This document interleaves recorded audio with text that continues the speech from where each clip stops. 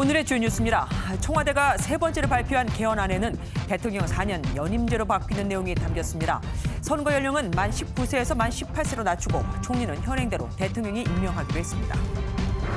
이명박 전 대통령의 구속 여부가 이르면 오늘 밤에 결정됩니다. 이 전 대통령이 신문에 나오지 않겠다고 통보함에 따라 법원은 현재 서류로만 구속의 필요성을 심사하고 있습니다.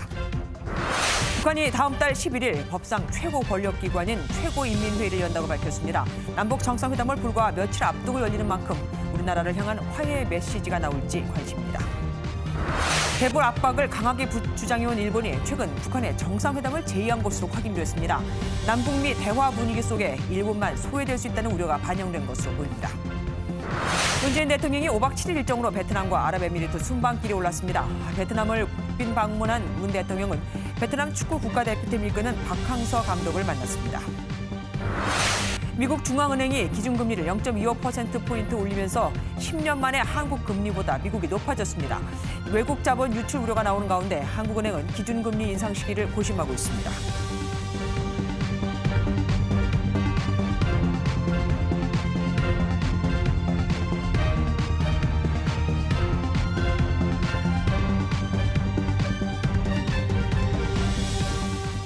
청와대가 현행 대통령 5년 단임제를 4년 연임제로 바꾸는 개헌안을 발표했죠. 그동안 문재인 대통령은 4년 중임제를 미뤄왔었는데 4년 연임제로 한 겁니다. 연임제는 대통령을 연속해서 할 수 있지만 대통령을 그만두고 나서 쉬었다가 다시 하는 건 안 되는 겁니다. 송정 기자입니다. 청와대가 정부 형태와 선거제도, 사법제도 내용이 담긴 개헌안을 마지막으로 공개했습니다. 가장 관심이 컸던 정부 형태는 현행 5년 단임제를 4년 연임제로 바꾸도록 했습니다. 대통령 4년 1차 연임제는 다수 국민의 뜻이기도 합니다. 그리고 4년 1차 연임제로 개헌을 하더라도 문재인 대통령에게 적용되지 않는다는 점을 총리 선출권은 대통령이 지명하고 국회가 인준하는 현행 방식을 유지하기로 했습니다. 선거제도도 정비했습니다. 선거 연령을 현행 19세에서 18세로 하향 조정하고 국회의석은 투표자 의사에 비례해 배분해야 한다는 선거 비례성 원칙을 명시했습니다. OECD 34개국 중 한국을 제외한 모든 나라가 만 18세 또는 그보다 낮은 연령부터 선거권을 부여하고 있습니다. 사법제도에서는 논란이 됐던 대법원장 인사권을 대폭 축소했습니다. 대법원장의 헌법재판소 재판관 선출권 등을 대법관 회의로 옮기고 헌재 재판관은 다양성 차원에서 법관 자격이 없는 사람도 가능하다는 조항을 신설했습니다. 청와대는 4년 연임제를 지금 채택하면 4년 후부터 대선과 지방선거를 동시에 치를 수 있어 국력 낭비를 막을 수 있다며 국회 협조를 당부했습니다. MBN 뉴스 송정입니다. 그동안 우리나라에선 대통령 권한이 너무 강해 제왕적 대통령이라는 말도 있었습니다. 그래서인지 이번 개헌안에는 대통령 직속이었던 감사원을 독립시키고 국무총리의 자율성을 강화하는 내용이 들어가 있습니다. 하지만 검찰, 경찰, 국세청, 국정원 이 주요 권력기관의 인사권은 그대로 유지됩니다. 김종민 기자입니다. 청와대는 이번 개헌안에서 대통령의 권한을 대폭 분산하고 축소했다고 밝혔습니다. 우선 대통령의 국가 원수의 지위를 삭제했습니다. 대통령의 권한을 분산하고 국회의 권한을 강화하였습니다. 대통령의 우월적 지위에 대한 우려 해소 차원에서 국무총리의 권한에 있어 대통령의 명을 받아라는 문구를 삭제해 자율성을 높였습니다. 감사원도 대통령 직속 기관에서 헌법상 독립기관으로 분리했고 감사위원도 대통령과 국회, 대법관 회의에서 각각 3명씩 선출 또는 지명하도록 했습니다. 지금은 대통령이 인사권을 행사하는 헌법재판소장은 헌법재판관 중에서 호선하도록 해 대통령의 인사권을 축소했습니다. 또 대통령이 특별 사면을 행사할 때는 사면위원회의 심사를 거치도록 해 자의적인 사면권을 행사할 수 없게 했습니다. 하지만 검찰과 경찰, 국세청, 국정원 등 4대 권력기관 인사권은 그대로 유지됐습니다. 청와대는 국회에서 발의하는 개헌안을 존중하겠다며 조속히 개헌안에 합의해 줄 것을 호소했습니다. 양보와 타협을 통해 국민의 희망을 이루어 주십시오. 국민의 삶을 담는 그릇인 헌법을 국회가 완성해 주십시오. 청와대는 개헌안 전문도 공개했습니다. 현행 헌법 10장 130개조 6개의 부칙에서 11장 137개조 부칙 9개로 조문이 다소 늘었습니다. MBN 뉴스 김종민입니다. 그렇다면 문재인 대통령의 헌법 개정안 발의에 대해 국민들은 어떻게 생각을 할까요? 리얼미터에 따르면 국민 10명 가운데 6명은 대통령의 개헌안 발의를 지지하고 있습니다. 국회의 개헌 의지가 약하고 조속히 추진해야 하므로 찬성한다는 의견이 59.6%로 야당의 개헌 무산에 책임을 지우려는 정략적인 시도이므로 반대한다는 의견보다 2배나 많았습니다. 특히 성향별로 차이가 뚜렷이 갈렸는데 진보와 중도층이 찬성으로 쏠린 반면 보수층에서는 반대 입장이 더 많았습니다. 한편 대통령의 개헌안 발의 날짜가 나흘 앞으로 다가왔지만 야당은 요지부동입니다. 개헌안 보고를 위해 국회를 방문한 청와대 정무수석은 문전박대를 당했습니다. 오태훈 기자입니다. 대통령 개헌안을 전달하기 위해 한병도 정무수석이 국회를 찾았지만 야당의 반응은 냉랭했습니다. 자유한국당은 한 수석의 예방을 거절하고 지방선거를 위한 곁다리 개헌 정치쇼는 멈춰달라며 반대의 뜻을 분명히 밝혔습니다. 개헌 불장난은 이제 끝나야 됩니다. 개헌 가지고 이렇게 불장난 오래 하면은 밤에 틀림없이 오줌 싸는 거 잘 알지 않습니까? 바른미래당은 한 수석을 맞이하면서도 비판의 목소리를 높였습니다. 제왕적 대통령제의 폐해를 시정하기 위해서 헌법 개정안을 마련하면서 이 행태는 제왕적 대통령의 권위와 오만에서 비롯된 민주평화당은 한 수석의 예방을 거절하며 국회가 주도하는 개헌을 강조했고 정의당은 좋은 개헌안이 그림의 떡이 될 수 있다며 야당과의 협조를 강조했습니다. 한편 여당인 더불어민주당은 한국당과 평화당이 한 수석을 문전박대한 데 대해 유감을 표시했습니다. 국민의 목소리가 담긴 대통령 개헌안을 두고 정쟁거리로 삼지 말아 주실 것을 호소합니다. 청와대가 대통령 개헌안 발의로 국회를 압박하면서 국회 차원에서의 개헌안 논의가 다시금 탄력을 받을 수 있을지 주목됩니다. MBN 뉴스 오태윤입니다. 북한도 헌법을 고치려면 우리의 국회격인 최고인민회의를 거쳐야 합니다. 내각 총리와 중앙재판소장 등 고위직을 선출하고 헌법과 법률을 만들며 국가 예산을 승인하고 조약 비준권도 갖고 있죠. 하지만 아시다시피 명목상 권한에 다 불과합니다. 실질적인 핵심 정책들은 노동당이 결정하고 최고인민회의는 이를 실행하기 위한 거수기 역할만 하니까요. 최고인민회의도 우리의 정기국회처럼 1년에 한두 차례씩 정기국회를 여는데 정기회의겠죠. 이번엔 다음 달 11일에 열립니다. 남북 정상회담 조금 전이죠. 여기서 특별한 메시지가 나오지 않을까요? 연장현 기자입니다. 지난해 4월 11일에 이어 북한 최고인민회의는 정확히 1년 만에 다시 열릴 예정입니다. 매년 열리는 연례적 회의지만 남북 미북 정상회담을 앞두고 열리는 만큼 북한 지도부의 대외 메시지가 나올지 관심입니다. 지난해 열린 5차 회의에서는 19년 만에 외교위원회를 부활시키면서 대외관계 강화 의지를 드러냈고 지난 2016년에는 국방위원회가 없어지고 국무위원회를 만드는 헌법 개정이 이루어지는 등 주요 사안들이 다뤄졌습니다. 북한 헌법의 핵 보유국임을 명시한 것도 지난 2012년 최고인민회의의 결과물입니다. 북한이 이번에 당장 핵 보유국 명시를 수정하지는 않을 것으로 분석되고 중요한 회담에 앞서 리선권 조국평화통일위원장 등 외교 라인에도 큰 변화를 주지는 않을 것으로 보입니다. 대신 김정은 위원장이 화해와 협력의 대남 메시지를 언급할 가능성은 큰 것으로 전망됩니다. 최근 김정은 위원장이 강조하는 한반도의 군사적 긴장 완화와 평화적 환경 조성, 이러한 부분에 있어서 최고인민회에서 지지 결의. 김정은 위원장은 집권 이후 2년 연속 회의에 참석했고 올해도 모습을 드러낼 것으로 예상됩니다. 또 곧 열릴 남북회담의 파랑새 역할을 한 김여정도 다시 한번 공식 석상의 모습을 드러낼지 관심이 모이고 있습니다. MBN 뉴스 연장현입니다. 그동안 미국 이상으로 북한 제재와 압박을 외쳐왔던 일본이 변했죠. 북일 정상회담을 하고 싶다며 북한에 연락을 한 겁니다. 남북미 사이에서 혼자 소외되는 것에 대한 우려일까요? 아니면 자국 내 문서 조작 파문으로 정치적 위기에 몰린 아베 총리가 돌파구를 마련하자고 하는 걸까요? 김희경 기자입니다. 지난 2002년 9월 고이즈미 일본 총리가 방북길에 올라 김정일 위원장을 만납니다. 당시 북한과 일본은 수교를 논의했고 일본인 납치 인정, 경제 협력 등을 담은 평양 선언이 발표됐습니다. 경제 지원이 시급했던 김정일은 일본의 요구에 따라 납북자 관련 사과까지 했습니다. 그때 관방 차관으로 함께 북한을 방문한 아베 총리가 이 평양 선언 이행을 거론하며 북한과의 정상회담 의사를 타진한 것으로 전해졌습니다.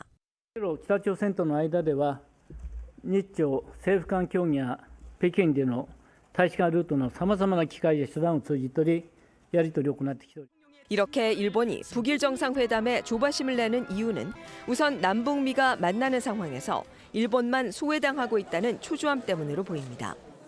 또 지난해 터진 사학 스캔들이 최근 문서 조작 파문으로 번지며 지지율이 30%대로 급락하자 돌파구가 필요했다는 분석입니다. 最終的な責任は総理大臣たる私にあります。改めて国民の皆様にお詫びを申し上げたいと思っております。 북일 정상회담이 성사된다면 2004년 고이즈미 총리의 2차 방북 이래 14년 만이지만 현재로서는 남북, 미북 정상회담의 전개 상황에 따라 구체적인 움직임이 결정될 것으로 전망됩니다. MBN 뉴스 김희경입니다. 이명박 전 대통령이 법원의 영장 심사에 출석하지 않은 만큼 법원은 서류 심사만으로 구속 여부를 결정하게 됐죠. 현재도 심사를 하고 있다고 하는데 내용이 너무 많아 아마 한참 봐야 할 듯합니다. 법원에 나가 있는 취재기자 연결합니다. 김도영 기자, 구속 여부는 언제쯤 알 수 있을까요? 네, 이명박 전 대통령은 오늘 열릴 예정이었던 영장심사의 모습을 드러내지 않았습니다. 앞서 이 전 대통령은 검찰에서 입장을 충분히 밝혔다며 영장심사에 불출석하겠다는 뜻을 분명히 밝힌 바 있습니다. 애초 법원은 이 전 대통령이 출석하지 않더라도 변호인단과 검찰만 출석한 채로 신문을 여는 방법도 고려했는데요. 하지만 피의자가 출석하지 않은 상태로 신문을 여는 건 의미가 없다고 판단해 서류 심사로만 구속 여부를 결정하기로 했습니다. 검찰과 이 전 대통령 측은 수사 기록과 의견서 등 각종 서류를 통해 소리 없는 전쟁을 벌이고 있는데요. 현재 재판부는 양측이 제출한 서류를 면밀히 검토하고 있습니다. 아직까지 영장 전담부의 최종 판단은 나오지 않은 상황입니다. 이 전 대통령이 받는 혐의가 방대하고 양측이 제출한 기록도 많은 만큼 시간은 상당히 걸릴 것으로 보입니다. 이 전 대통령의 구속 여부는 오늘 밤 자정을 넘어 내일 새벽에나 결정될 것으로 보입니다. 지금까지 서울중앙지방법원에서 MBN 뉴스 김도형입니다. 이처럼 법원 심사가 늦어지는 건 검찰이 이명박 전 대통령 구속영장 심사에 8만 쪽이 넘는 자료를 제출했기 때문입니다. 만약 구속영장이 발부된다면 이 전 대통령은 서울 동부구치소에 수감될 것으로 보입니다. 서울구치소로 가면 전직 대통령이 2명이나 있게 되니까요. 이도성 기자입니다. 법원이 이명박 전 대통령에 대한 구속 여부를 서류로만 판단하기로 하면서 검찰과 변호인단의 대결은 서류 전쟁으로 이뤄지게 됐습니다. 먼저 검찰은 범죄 사실과 구속 필요성이 요약된 구속영장을 포함해 의견서와 증거 기록 등 모두 8만 쪽이 넘는 자료를 냈습니다. 검찰 관계자는 지적할 부분이 있거나 소명 자료가 생기면 추가로 제출하고 있다고 덧붙였습니다. 변호인단도 오늘 오전 100여 쪽 분량의 의견서를 제출하면서 반격했습니다. 지난 2007년 건네받은 돈은 정치 자금으로 봐야 하기 때문에 공소시효가 이미 지났고 포괄일죄는 무리한 수사의 산물이라는 주장 등이 담긴 것으로 전해집니다. 우리 법원의 판단이 끝나면 그 후에 무슨 어느 부분까지 우리의 의견이 공개할지 생각을 해봐야지. 만일 구속영장이 발부된다면 이 전 대통령은 동부구치소에 수감될 가능성이 큰 것으로 전해졌습니다. 서울구치소에 박근혜 전 대통령이 있다는 점을 감안한 건데 이 전 대통령 역시 일반 재소자와 달리 12제곱미터 규모의 독방을 사용할 것으로 보입니다. MBN 뉴스 이도성입니다. 이명박 전 대통령은 현재 서울 논현동 자택에서 법원의 결정을 기다리고 있습니다. 구속영장이 발부될 경우 간단한 소회를 밝히는 방안을 고민하고 있다고 합니다. 논현동 자택 앞에 취재기자 나가 있습니다. 요정 기자, 그곳 상황, 분위기는 어떻습니까? 네, 이명박 전 대통령의 구속 여부가 조만간 결정될 것으로 보이는 가운데 이곳 논현동 자택 앞은 점점 긴장감이 높아지고 있습니다. 하루 종일 특별한 움직임 없이 이곳 자택에서 머물고 있는 이 전 대통령은 현재 법원의 서면 심사 결과를 기다리고 있습니다. 조금 전에는 김효재 전 청와대 정무수석 등 측근들이 이곳 자택을 들르기도 했습니다. 이 전 대통령 측은 그동안 검찰의 구속영장 청구서 내용까지 이례적으로 공개하며 물증 없이 진술로 거짓 다리를 만들었다고 강하게 비판해왔습니다. 법원의 현명한 판단을 바란다는 입장을 거듭 밝혔지만 만약 구속영장이 발부될 경우 이 전 대통령은 간단한 소회를 밝히는 방안을 검토 중인 것으로 전해졌습니다. 자택 주변에는 취재진들로 북새통을 이루고 있습니다. 경찰은 낮부터 병력을 배치해 자택이 위치한 골목에 외부인의 출입을 제한하며 혹시 모를 상황에 대비하고 있습니다.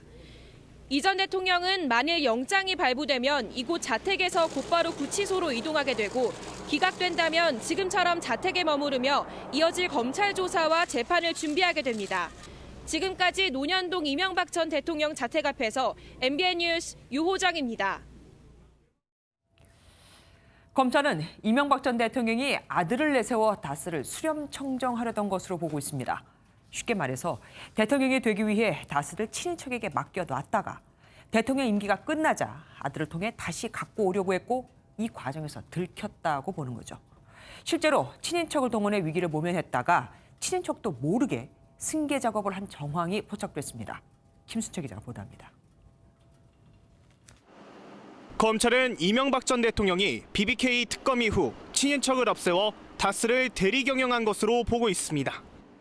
다스의 기존 경영진을 물갈이한 뒤 매제 김진 씨에게 대표를 맡기고 조카인 동영 씨를 입사시켰다는 겁니다. 그런데 지난 2010년 이 전 대통령의 아들 시영 씨가 다스에 입사하자 승계 작업이 본격화된 것으로 검찰은 파악했습니다. 강경호 사장이 다스의 지배 구조를 시영 씨에게 이전시키려고 컨설팅까지 받은 정황이 포착된 겁니다. 하지만 이 전 대통령의 형이자 최대 주주인 이상은 다스 회장과 동영 씨 등은 정작 이런 사실을 몰랐던 것으로 조사됐습니다. 당연히 저희 아버님이 지분이 있으니까 저는 그렇게 생각하고 있고요. 이 전 대통령이 실소유주로 의심되는 정황은 김백준 전 청와대 총무기획관이 작성한 이른바 은퇴 후 전략인 PPP 기획안에도 담겼습니다.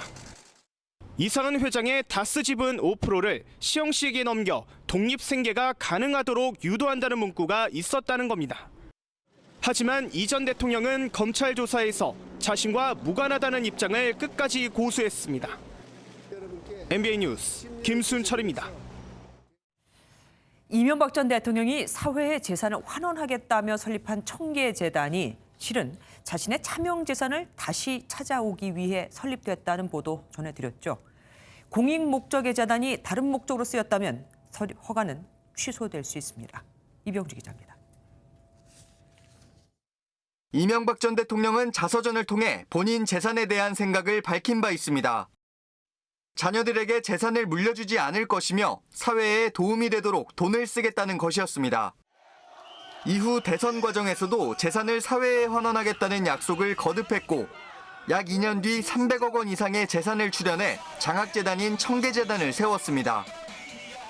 기부 방안은 장학 및 복지재단 설립을 통한 사회 기부로 결정하였습니다. 하지만 검찰은 이 전 대통령이 다스 차명 지분 확보와 상속 등을 위해 재단을 설립한 것으로 의심하고 있습니다. 다스 대주주였던 처남 김재정 씨가 숨지자 김 씨의 지분으로 상속세를 내고 일부는 청계재단에 기부해 이 전 대통령 측의 실질적인 지배체제를 유지했다는 겁니다. 이후에도 청계재단은 은행에서 대출을 받아 이 전 대통령의 빚을 갚은 것으로 드러나 논란이 되기도 했습니다. 장학재단임에도 본래 목적에서 벗어난 일들을 해왔던 만큼 설립 허가를 취소해야 하는 것 아니냐는 지적이 나옵니다. 청계재단을 감독하는 서울시 교육청은 검찰의 수사를 통해 심각한 문제가 드러난다면 설립 허가 취소를 검토할 수 있다고 설명했습니다. MBN 뉴스 이병주입니다. 성추행 의혹과 관련해 인터넷 언론사와 공방을 벌이고 있는 정봉주 전 의원이 경찰에 출석했습니다. 정 전 의원은 무죄 입증에 자신 있다며 알리바이를 입증할 사진 780장을 제출했습니다. 서동균 기자입니다. 성추행 의혹과 관련해 인터넷 언론사를 고소한 정봉주 전 의원이 경찰에 출석했습니다. 정 전 의원은 호텔에서 여성을 만난 사실이 없다며 무죄를 주장했습니다. 그 성추행 사실 자체가 없었다는 건가요? 아니면 성추행 사실은 없었습니다. 먼저 분명히 말씀드릴 수 있고요. 정 전 의원 측은 성추행 의혹이 제기된 당일 해당 장소에 가지 않았다는 증거가 될 사진 780장을 제출한 것으로 알려졌습니다. 뒤늦게 사진을 공개한 이유에 대해서는 입수해서 분석하는 데 시간이 걸렸고 증거로 사용할 수준인지도 검토했다고 말했습니다. 정 전 의원은 자신의 성추행 의혹을 보도한 인터넷 언론사 기자 2명을 허위사실 공표 혐의로 고소했고 해당 언론사는 이에 대해 정 전 의원을 명예훼손 혐의로 맞고소했습니다. 경찰은 정 전 의원이 제출한 자료를 토대로 조사를 마친 뒤 비공개로 피고소인을 조사할 방침입니다. MBN 뉴스 서동균입니다. 성폭행 혐의를 받고 있는 연출가 이윤택 씨는 고소된 혐의가 62건인데 경찰이 이 중 24건만 혐의를 적용했다며 피해자들의 변호인단이 불만을 제기했습니다. 또 이 씨가 여성들의 머리카락을 잘라버리고 뺨을 때리는 등 상습적으로 폭행을 일삼아왔고 최근엔 재산을 숨기려 한 정황까지 있다며 철저한 구속 수사를 요청했습니다. 길리범 기자입니다. 이윤택 성폭력 사건의 피해자 17명의 변호인단은 경찰의 구속영장 내용에 대해 불만을 제기했습니다. 경찰은 62건의 성폭력 혐의 중 상습죄 조항 신설 이후 발생한 24건의 혐의만 처벌할 수 있다는 입장인데 변호인단은 상습죄 신설 이전에 발생한 성폭력도 계속 이어져 온 만큼 62건 혐의에 대해 모두 처벌해야 한다고 주장했습니다. 상습범은 그 범행을 반복적으로 수행하는 습벽으로 말하는 것으로서 포괄하여 하나의 범죄로 보아야 하고 이 씨가 성추행뿐만 아니라 단원의 뺨을 때려 고막을 파열시키는 등 상습적인 폭행을 일삼았다는 내용도 추가로 폭로했습니다. 안마를 거부했다는 이유로 50에서 70명의 단원들 앞에서 머리카락을 휘어잡고 가위로 머리카락을 마구 잘라버린 일도 있었습니다. 변호인단은 경찰 수사가 진행되자 이 씨의 지인들이 피해자들에게 고소 취하를 종용하는 등 회유가 있었고 이 씨도 스튜디오 등 극단 관련 건물을 급하게 처분하려 한 정황이 있다며 구속과 함께 철저한 수사를 촉구했습니다. MBN 뉴스 길기범입니다. 문재인 대통령이 베트남을 국빈 방문했죠. 첫 일정은 최근 베트남에서 영웅으로 떠오른 베트남 축구대표팀 박항서 감독과의 만남이었습니다. 베트남 하노이에서 최준락 기자가 전해왔습니다.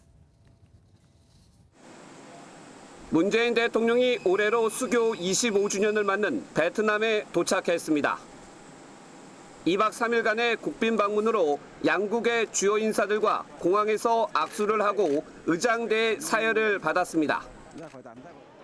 첫 일정으로는 베트남 국가대표 축구팀 훈련장을 방문했습니다.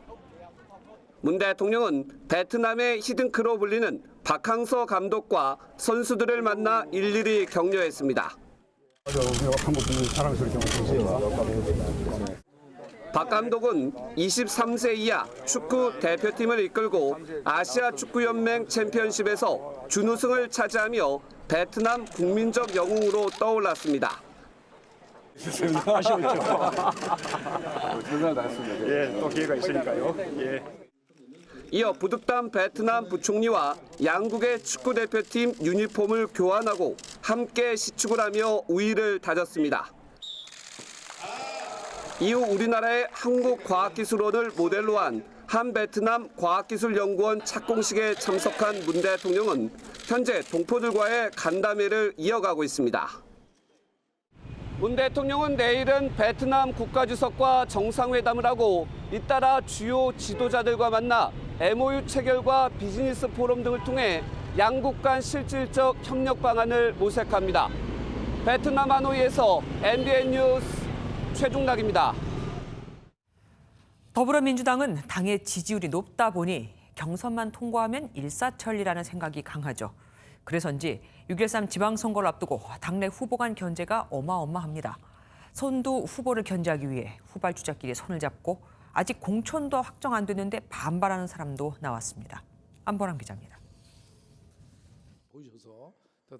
박원순 현 서울시장과 박영선, 우상호 의원의 3파전으로 압축된 더불어민주당 서울시장 후보 경선. 도전자인 박영선, 우상호 의원이 결선 투표제를 도입하자는 내용의 공동 의견서를 당 공직선거 후보자 추천관리위원회에 제출했습니다. 씨름에서 가장 묘미가 있는 승부는 뒤집기 한 판이다. 이런 발언을 하시거든요. 경기지사 선거에 도전장을 낸 전해철 의원과 양기대 전 광명시장 역시 결선 투표제 도입에 합의했습니다. 결선 투표제는 1차 투표에서 50% 이상 지지받은 후보가 없을 때 상위권 득표자들만 추려서 2차 투표를 진행하는 제도.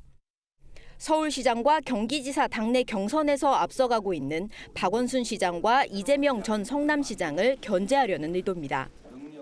발표도 안 된 전략공천을 놓고도 불만의 목소리가 나오고 있습니다.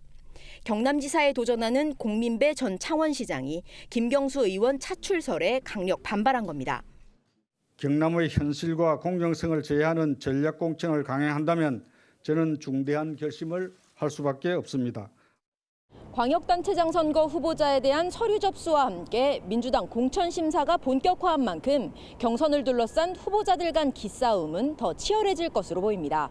MBN 뉴스 안보라입니다. 민주당 내 이런 후보들 간 견제는 한국당 입장에선 부럽기만 합니다. 홍준표 대표와 당내 중진 의원들끼리 싸우고 있거든요. 연탄가스, 바퀴벌레 얘기에 오늘은 F킬라 얘기까지 나왔습니다. 이동석 기자입니다. 자유한국당 4선 이상 중진 의원 4명이 한자리에 모여 농담을 주고받습니다. 바퀴벌레는 연탄가스, F킬라에만 있는? 홍준표 대표가 중진 의원들을 향해 연탄가스 같다고 발언한 것에 대해 뼈 있는 말을 남긴 겁니다. 홍준표 대표 체제에 대한 노골적인 비판도 이어졌습니다. 야당으로서의 최소한의 역할도 하지 못하는 그런 위기에 빠지게 되지 않는 것 아닌가. 큰 원인은 저는 당 대표의 오만과 독선을 넘어서 안하무인격의 당 운영 행태. 지도부를 향한 쓴소리도 나왔습니다. 1개월 이내에 최고위원을 선출하라고 되어 있는데 그것도 지키지 않고 있는 사정이라서 중진 의원들은 무엇보다 홍 대표의 언행 자제를 요청했습니다. 당 대표의 언행으로 인해서 상처받는 그런 우리 당 동지들이 너무나 많다. 중진 의원들은 지방선거 인재 영입 전력 투구 등 홍 대표를 향한 4가지 요구 사항을 내놓으며 매주 한 차례씩 간담회를 열겠다고 밝혀 장기전을 예고했습니다. MBN 뉴스 이동석입니다. 아파트 입주민이 여성 관리소장과 직원을 폭행했습니다. 현수막을 단 위치가 마음에 안 들었고 내용도 원하는 대로 되지 않아서였다고 합니다. 윤규란 기자입니다. 한 남성이 관리사무실 안으로 성큼성큼 들어옵니다. 그러더니 서 있는 직원에게 다짜고짜 주먹을 휘두릅니다. 의자에 앉은 직원의 안경 쓴 얼굴을 또 때리고 발길질까지 합니다.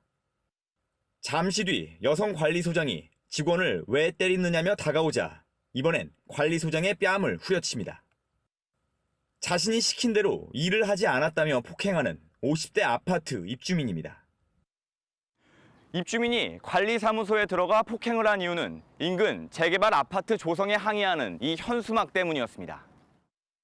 조망권이 침해당한다는 문구를 요청했지만 거절당했고 현수막 위치가 마음에 들지 않았다는 이유입니다.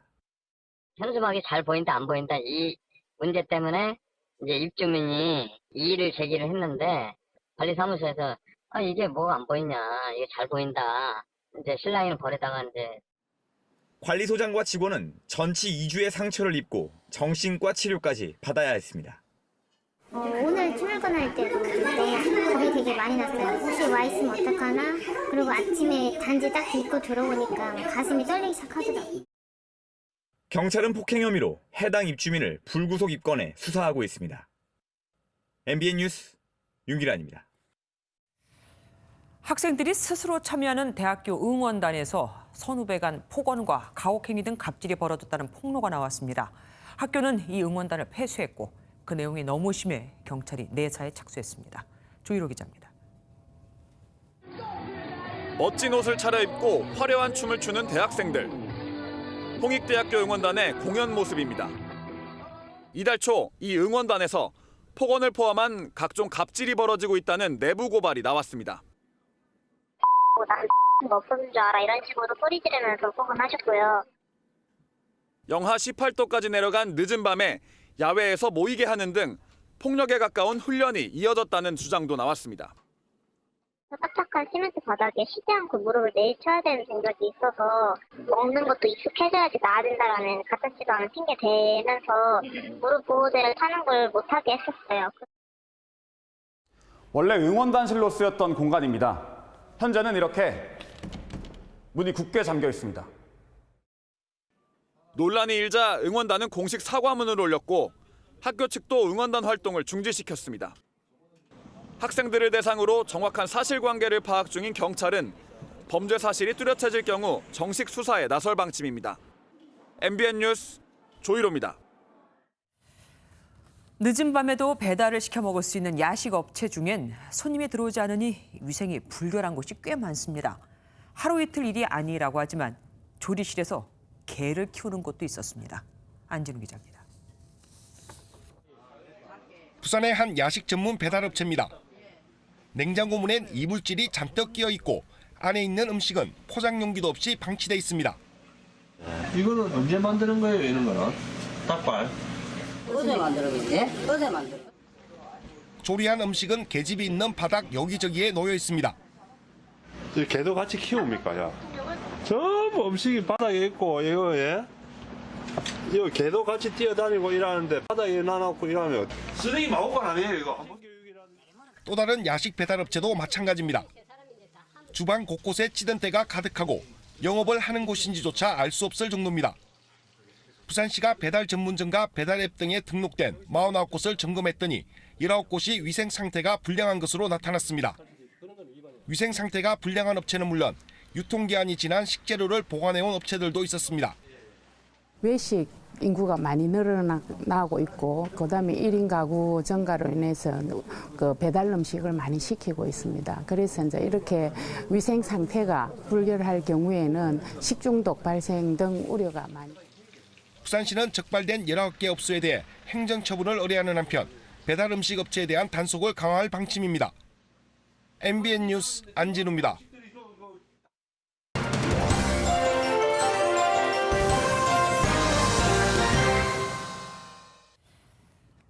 더는 미룰 수 없는 절박한 과제. 물론 한두 가지가 아니지만 진짜 절박한 게 있었죠. 중증 외상 진료에 대한 지원책입니다. 그리고 바로 오늘 27가지 그 대책이 나왔죠. 우선 의료와 소방, 군, 경찰 등 정부 부처가 보유한 헬기를 공동으로 사용해 환자를 이송할 수 있게 했습니다. 그동안은 소방 헬기를 빌렸었는데 지원이 잘 안 됐었거든요. 또 병원 외상센터 전담 전문의의 인건비를 20% 올리고 중환자실 간호사 인건비를 1인당 연 2,400만 원씩 책정해 채용을 늘리기로 했습니다. 이 얘기는 곧 외상센터 중증 환자 간호사 인건비가 지금까지 연 2,400만 원이 안 됐다는 얘기가 되죠. 외상 환자를 보면 볼수록 병원은 적자가 나는 문제를 보완하기 위해 보험 수가도 개선하기로 했고 이렇게 해서 정부는 2025년까지 치료를 받지 못해 생명을 잃는 외상 환자의 비율을 지금의 20%까지 낮추기로 했습니다. 이 모두 지난해 11월 총상을 잇고 판문점을 넘어온 북한 귀순병사 사건 이후 중증 외상센터에 대한 국민들의 관심이 커진 덕에 이루어진 겁니다. 어찌 보면 귀순병사가 우리에게 준 선물인 거죠. 2011년 아덴만에서 해적에게 총상을 입은 석혜균 선장은 껴난 뒤 맞은 첫 생일에서 초를 1개만 꽂아달라고 했습니다. 다시 태어났다는 의미로요. 이렇게 다친 사람을 살리는 거 물론 중요합니다. 하지만 이 못지않게 중요한 게 또 있죠. 무고한 생명을 잃지 않도록 예방하는 거요. 제2의 세월호, 제2의 제천 화재, 그리고 제2의 밀양 화재를 막기 위한 대책도 곧 기대해봐도 될까요? 이 또한 더 이상은 미뤄서는 안 될 절박한 과제가 맞으니까요. 뉴스 초점이었습니다.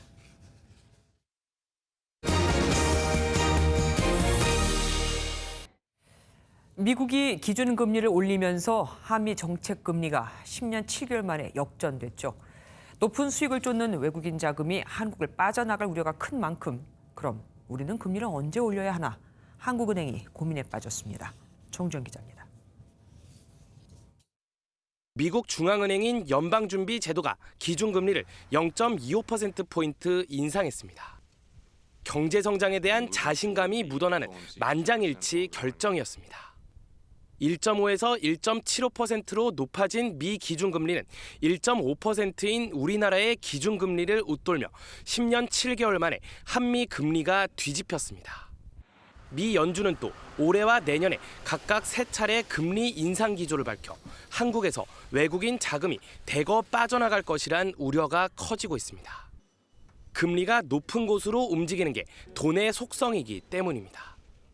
4, 5개월 정도 역전되는 기간을 이렇게 예상해 볼 수 있습니다. 그렇게 장기화된다면 외국인 자금이 충분히 빠져나갈 가능성이 있다고 생각합니다. 하지만 우리 경제의 기초 체력이 튼튼해 급격한 자금 유출은 없을 것이란 게 정부 입장. 한국은행은 경각심을 갖고 지켜보겠다면서도 금리 인상 시점에 대해선 신중한 모습입니다. 국내 금리 인상의 어떤 시기라고 할까 하는 것은 정말 여러 가지 변수가 워낙 많기 때문에 저들이 좀 고려해서 여러 가지로. 전문가들은 올해 우리나라 기준금리가 최소 한 차례, 많으면 2차례 이상 오를 것으로 내다보고 있습니다. MBN 뉴스 정주영입니다. 숫자를 보는 오늘의 뉴스입니다. 통계청에 따르면 한국에서 내 집을 장만하는 데는 6.7년이 걸립니다. 2년 전보다 2개월 이상 단축된 걸로 기간별로 보면 3년 미만이 43%로 가장 많습니다. 언뜻 이해가 안 되죠. 집값은 계속 오르고 있으니 말입니다. 일단 신규 주택 공급이 늘었기 때문입니다. 우리나라 주택 보급률은 102.6%로 한 가구당 집 한 채는 가질 수 있는 만큼의 주택이 공급돼 있습니다. 여기에 그동안의 저금리로 싸게 돈을 빌려 비교적 손쉽게 내 집을 마련할 수 있었던 거죠. 하지만 여전히 내 집 없는 서민이 많고 빚내서 산 집은 방 2개가 은행 소유라는 웃지 못할 얘기가 나오는 게 현실입니다. 이런 가운데 강남에 집을 가진 사람들은 가격 급등으로 소형 평수도 심지어 18평도 안 되는 아파트도 종합부동산세 대상이 됐습니다. 보유세 폭탄이 현실화된 겁니다. 신동규 기자입니다. 서울 서초구의 한 아파트 단지. 지난해 8억 원 정도였던 이곳 전용 면적 59제곱미터 주택의 공시가격은 올해 10억 원에 육박합니다. 공시가격이 1년 새 무려 20% 넘게 오르면서 소형 아파트인데도 불구하고 명백한 종합부동산세 부과 대상이 됐습니다. 세금 내기가 무지하게 힘드니까 뭐 대출을 받든지 그러니까 집 여러 채 갖고 있는 사람은 상관이 없는데 한 채 갖고 있는 사람들은 힘들어요. 공시가격이 크게 오르면서 재산세와 종부세를 합한 보유세 부담도 늘어납니다. 지난해 160만 원 정도였던 서울 반포동 레미안 퍼스티지 59제곱미터 아파트의 세금은 올해 230만 원을 넘을 걸로 추산됩니다. 면적이 넓은 아파트 가운데는 세금이 1,000만 원을 넘는 곳도 상당수 나올 걸로 보입니다.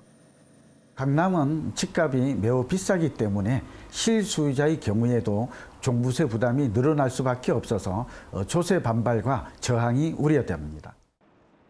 이런 가운데 정부는 다음 달 3일까지 이의 신청을 접수한 뒤 다음 달 30일엔 공시가격을 확정할 예정입니다.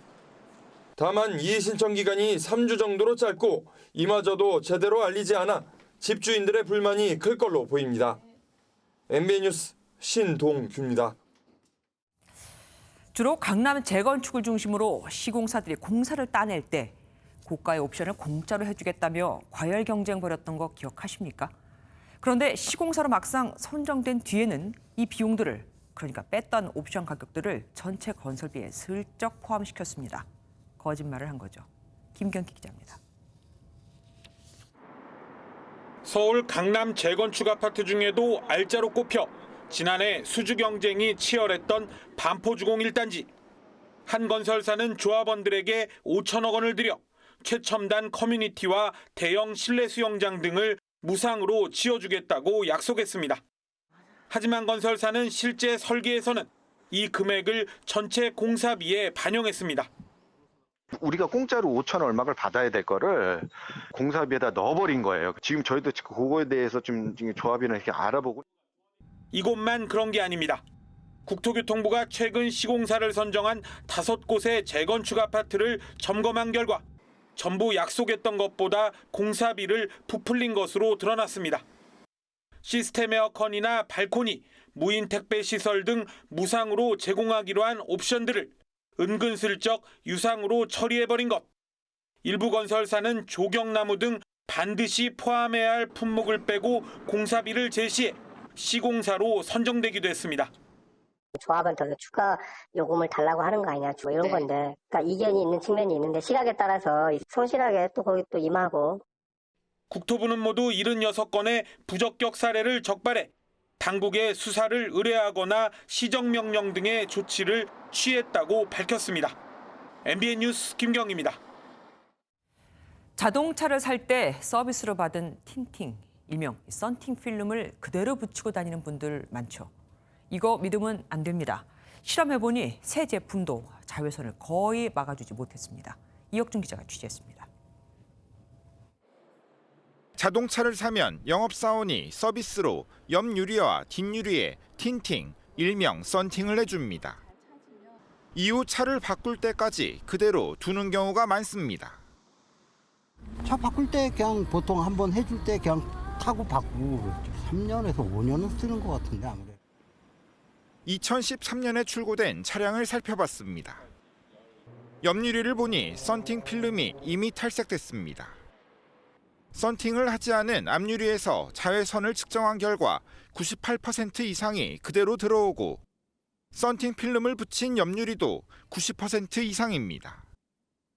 지난해 7월 전문 업체에 기능성 썬팅 필름을 모든 유리에 부착한 차량은 앞유리는 4.3%, 옆유리는 1.4%만 자외선이 들어옵니다.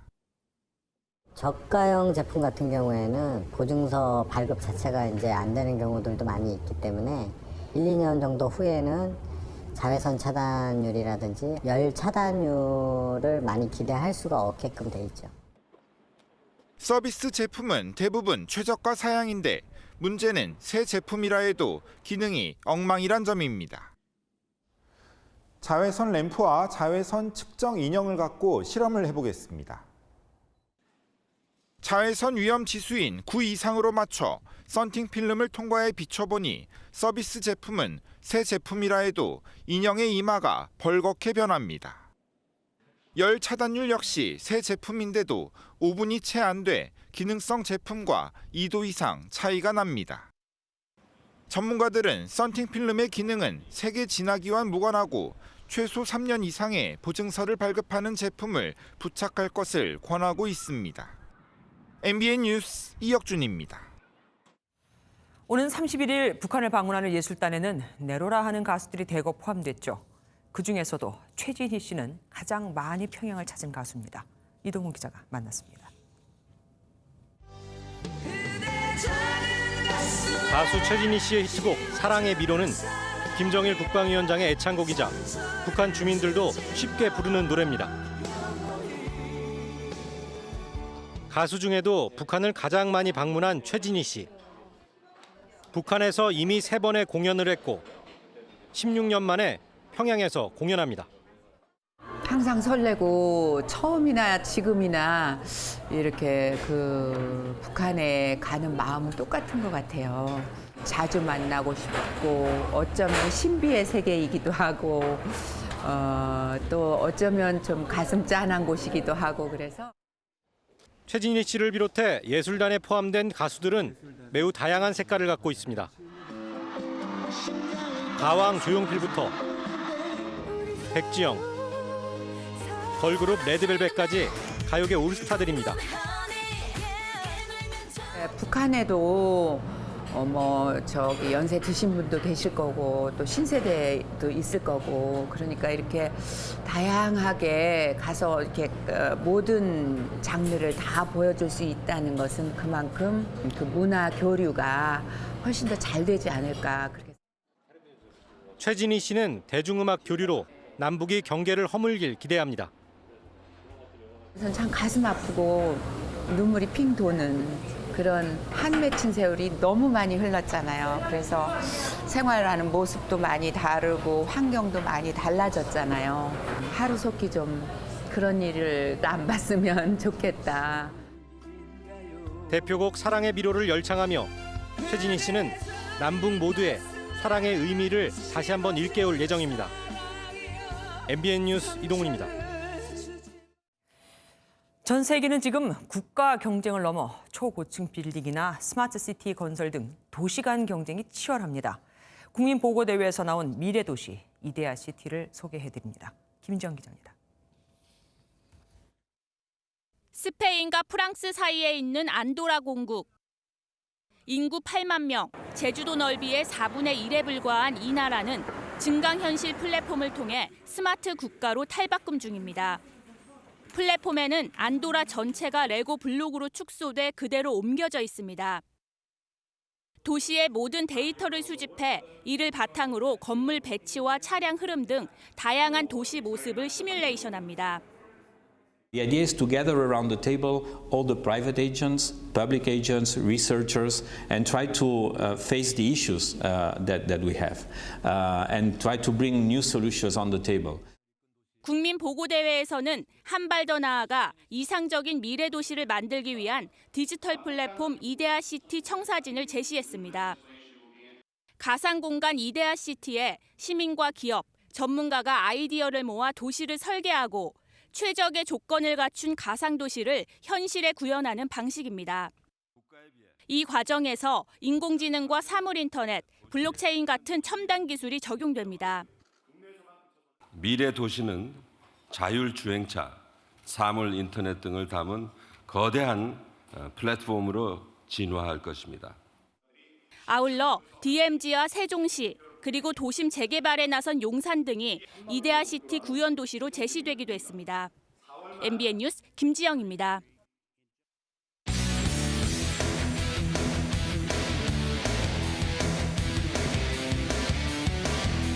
안녕하십니까. 스포츠 뉴스입니다. 이번 주말 개막을 앞둔 프로야구 10개 구단의 감독과 선수들이 한자리에 모였습니다. 각 팀의 유쾌한 입담에 야구 팬들은 환호했습니다. 강영호 기자가 보도합니다. 지난해 걸그룹 댄스로 우승 공약을 지킨 기아 양현종. 이에 질세라 올해는 팀 동료 나지완이 댄스 공약을 내놓습니다. 만약에 우승을 한다면 현종이랑 가볍게 한번 해보도록 하겠습니다. 네. 우승에 대한 간절한 염원을 드러내는 공약도 나왔습니다. 24년 만에 우승하는 건데요. 24 곱하기 365일하면 8,760일이 나옵니다. 8,760개의 우승 기념 사인볼에 원하는 선수단 사인을 넣고요. 네, 그거 이제 무료로 배포해드리겠습니다. 홈런을 많이 쳐달라는 감독 주문에 위트 있게 엄살을 부린 선수도 있습니다. 박병호 선수하고 우리 그 초이스 선수하고 둘이 합쳐 홈런 100개만 쳤으면 좋겠다. 고척 돔에서 이제 처음 해봤는데 야구장 정말 큽니다. 팬들과의 짧은 만남을 가진 프로야구는 이번 주말 7개월간의 대장정에 돌입합니다. MBN 뉴스 강영호입니다. 골프 여제 박인비 선수가 최근 일자형 퍼터로 바꾸고 우승하면서 일자형 퍼터에 대한 관심이 급증했죠. 그와 함께 우리 선수들이 사용하는 골프채를 직접 치고 비교해 볼 수 있는 골프 전시회도 인기를 끌고 있습니다. 김동환 기자가 다녀왔습니다. 서울 도심 한가운데서 열린 골프 전시회. 넥타이를 맨 직장인들이 점심시간을 이용해 마음껏 골프채를 휘두릅니다. 10여 개의 골프 브랜드 타석을 옮겨가며 치다 보면 금세 땀이 송골송골 맺힙니다. 지난해 LPGA 상관왕 박성현의 드라이버와 미쉐리가 4년 만에 우승에 사용했던 드라이버 등 유명 선수들의 클럽을 무료로 체험할 수 있어 골프 팬의 발길이 끊이지 않습니다. 저도 이제 미쉐리 선수를 인스타 팔로우해서 항상 보는 저도 팬인데 또 미쉐리 선수가 또 사용하고 있고 해서 쳐봤는데 네, 정말 좋은 것 같아요. 선수가 치는 것 같은 그런 기분을 느껴보려고 지금 온 거죠. 골프 전시회 보기 위해 가지고 일부러 올라왔습니다. 잘 안 되는 부분이 있으면 프로 골퍼가 일러주는 실전 비법으로 바로 수정할 수 있습니다. 미국 PGA 전문 강사의 퍼팅 지도도 효과 만점. 따뜻한 봄 기운과 함께 생활 속으로 다가온 골프 전시회에서 누구나 프로가 될 수 있습니다. MBN 뉴스 김동환입니다.